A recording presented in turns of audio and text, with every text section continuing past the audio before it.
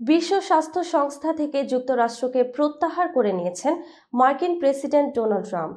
স্থানীয় সময়ে গতকাল সোমবার প্রেসিডেন্ট হিসেবে শপথ নেয়ার কয়েক ঘণ্টা পরে এই সংক্রান্ত নির্বাহী আদেশে সই করেন তিনি। মার্কিন সংবাদ মাধ্যম নিউ ইয়র্ক টাইমস জানায়, প্রেসিডেন্ট হিসেবে শপথ নেয়ার পর ট্রাম্প বিশ্ব স্বাস্থ্য সংস্থা থেকে যুক্তরাষ্ট্রকে প্রত্যাহারের পদক্ষেপ নিয়েছেন।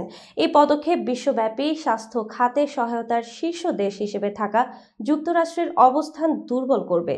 এছাড়া পরবর্তী কোনো মহামারীর বিরুদ্ধে লড়াই করা আরও কঠিন করে তুলবে বলে মনে করছেন বিশেষজ্ঞরা।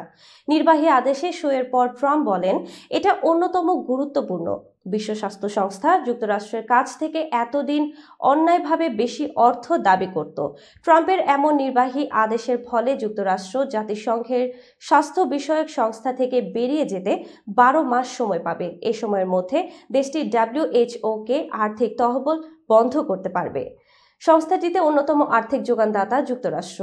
মোট তহবিলের 18% দিয়ে থাকে দেশটি।